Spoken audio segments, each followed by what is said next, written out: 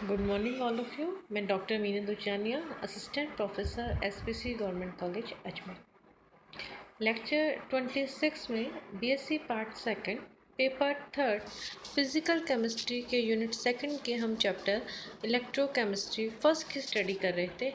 उसी के कंटिन्यूस में आज हम स्टडी करेंगे दुर्बल एवं प्रबल विद्युत अपघट्य, weak and strong electrolytes. Weak and strong electrolyte में हम सबसे पहले बात करते हैं वीक इलेक्ट्रोलाइट कि वे इलेक्ट्रोलाइट जिसका डिसोसिएशन बहुत कम होता है। किस किस इलेक्ट्रोलाइट का डिसोसिएशन कम होता है? Acetic acid, ammonium hydroxide etcetera. इनके एक्वस सॉल्यूशन में इनका आयोनाइजेशन कम होता है, अतः प्रभावी आयनों की जो संख्या होती है वो कम होती है। अतः ऐसे विलयन जब सांद्र अवस्था में होते हैं तो उनकी जो इक्विवेलेंट कंडक्टेंस का मान अत्यधिक कम होता है। लेकिन यदि इन्हें डाइल्यूट करते हैं तो इनकी जो इक्विवेलेंट कंडक्टेंस का मान तेजी से बढ़ता है।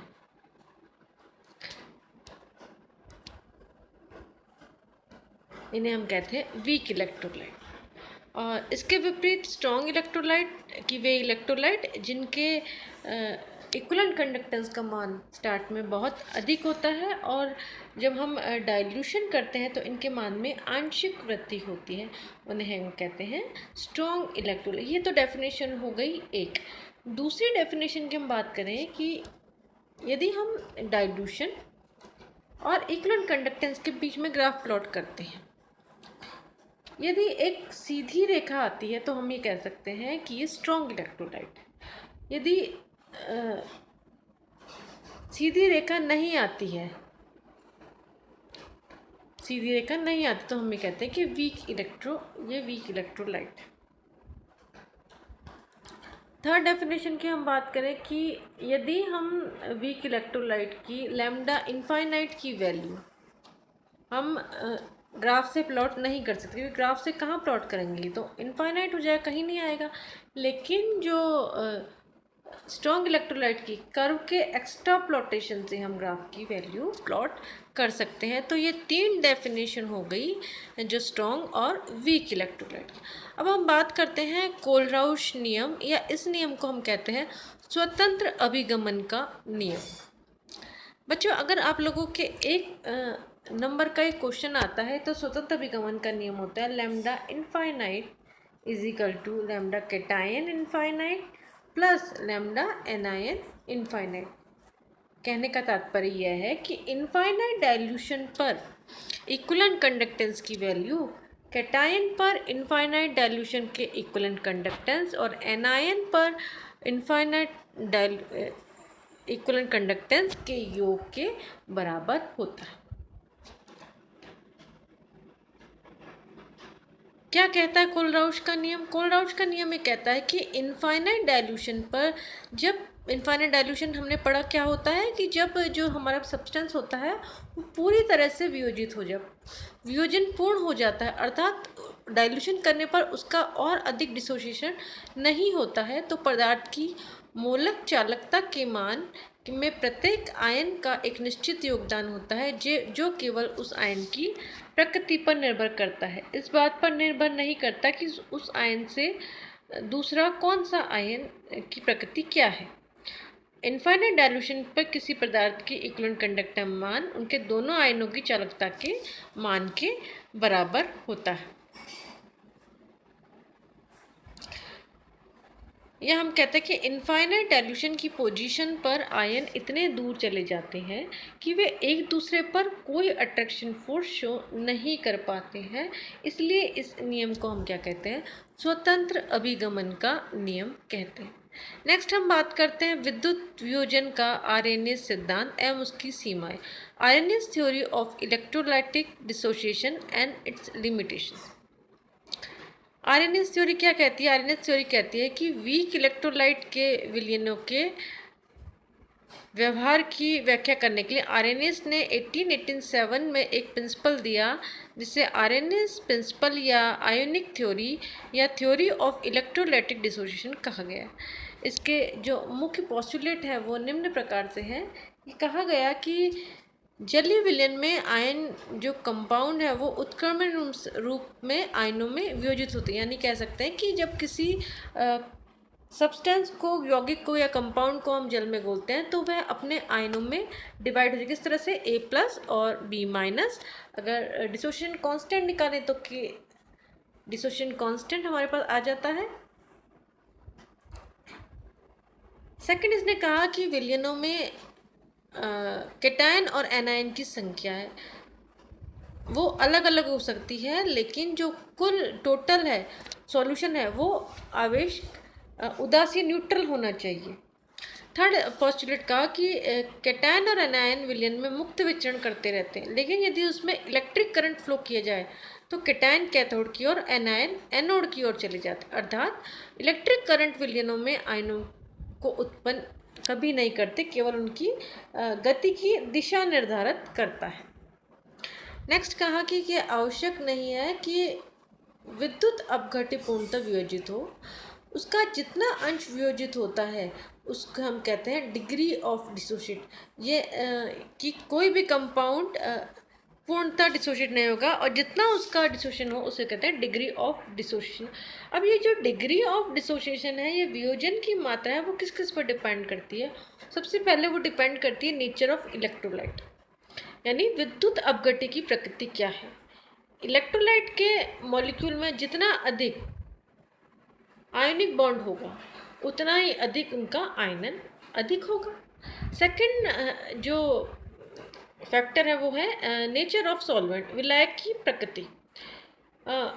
सॉल्वेंट के डाई इलेक्ट्रिक कॉन्स्टेंट का मान जितना अधिक हाई होगा उससे इलेक्ट्रोलाइटिक का आयनन उतना ही अधिक होगा, और जितना अधिक आयनाइजेशन होगा उतनी ही उसकी क्या होगी? कंडक्टेंस होगी। क्योंकि वाटर के डाइलेक्ट्रिक कांस्टेंट की जो वैल्यू है वो बहुत अधिक होती है, तब जल में किसी भी इलेक्ट्रोलाइट की कंडक्टेंस का मान उच्चतम होता है। और नॉन एक्वस सॉल्वेंट के डाइलेक्ट्रिक कांस्टेंट का मान जल से सदैव कम होता है, अतः नॉन एक्वस सॉल्वेंट में इलेक्ट्रोलाइट की कंडक्टेंस का मान कम होता है। नेक्स्ट फैक्टर है इफेक्ट ऑफ इम्प्योरिटी, अशुद्धियों का प्रभाव। किसी सॉल्यूशन में अन्य आयनों की उपस्थिति उसके विद्युत अपघट्य की वियोजन की मात्रा को प्रभावित करती है। समान वाली अशुद्धि वियोजन की मात्रा को घटा देती है, और जिसे हम कॉमन आयन इफेक्ट कहते हैं। इसके विपरीत यदि अशुद्धि में कुछ ऐसे आयन हम लोग मिला दें जो विद्युत अपघट्य के आयनों से क्रिया करके कम आयनित वाले आयनों का निर्माण करे तो आयनों की वियोजन की मात्रा क्या होती है? वो बढ़ जाती है। नेक्स्ट फैक्टर है कंसंट्रेशन। सॉल्यूशन जितना अधिक डाइल्यूट होगा आयंस की आयनाइजेशन उतना ही अधिक होगा। नेक्स्ट है टेम्परेचर। टेम्परेचर के बढ़ाने से हम सभी जानते हैं क्या होती है कि आयनाइजेशन इंक्रीज होती है। विभिन्न आयन लगातार एक दूसरे के साथ संयुक्त होते रहते हैं, अतः अभिक्रिया दोनों दिशाओं में चलती रहती है, और ये अभिक्रिया दोनों दिशाओं में चलती है तो इस अभिक्रिया को कहते हैं रिवर्सिबल प्रोसेस। आर्यनिस ने कहा कि वीक इलेक्ट्रोलाइट के लिए किसी भी सांद्रता पर उनके तुल्यांकी चालकता का मान उनके आयनन की मात्रा के समानुपाती होता है। इनफाइनाइट डाइल्यूशन अथवा जीरो कंसंट्रेशन पे वह पूर्णतः क्या होता है? वो डिसोशिएट हो जाता है।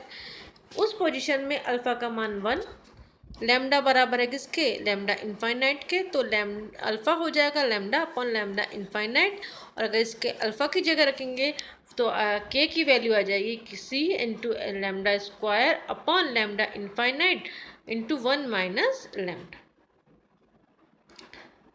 तो जो इक्वेशन आई है हमारे पास, ये है y = mx के अनुरूप है। यदि lambda square upon lambda infinite into 1 minus lambda और 1 अपॉन सी के बीच में हम लोग ग्राफ प्लॉट करते हैं तो एक सीधी रेखा आती है जिसका स्लोप k के बराबर है। अब ये तो बात हो गई आर्यनियस थ्योरी की। अब इसमें क्या कमियां रह गई, क्या लिमिटेशन रह गई, तो हम बात करते हैं लिमिटेशन ऑफ आर्यनियस थ्योरी। आर्यनियस के आधार पर कई इलेक्ट्रोलाइट के व्यवहार की हमने सफलतापूर्ण स्टडी की, लेकिन यह सिद्धांत केवल क्या होता है? वीक इलेक्ट्रोलाइट के लिए ही सफल हुआ। स्ट्रॉन्ग इलेक्ट्रोलाइट के लिए ये सिद्धांत लागू नहीं होता। क्यों नहीं होता? कि सबसे पहले इसने कहा कि कंसंट्रेशन सॉल्यूशन के कंडक्टेंस के आधार पर ज्ञात किए गए अल्फा के मान अणु संख्या के गुणों के आधार पर ज्ञात किए गए अल्फा के मानों से भिन्न होते हैं। सेकंड लिमिटेशन है कि स्ट्रॉन्ग इलेक्ट्रोलाइट के सांद्रता परिवर्तन से उनके साम्य स्थिरांक के मान परिवर्तन होते हैं, जिससे संदेह होता है कि आयनिक साम्य भी स्थापित होता है या नहीं।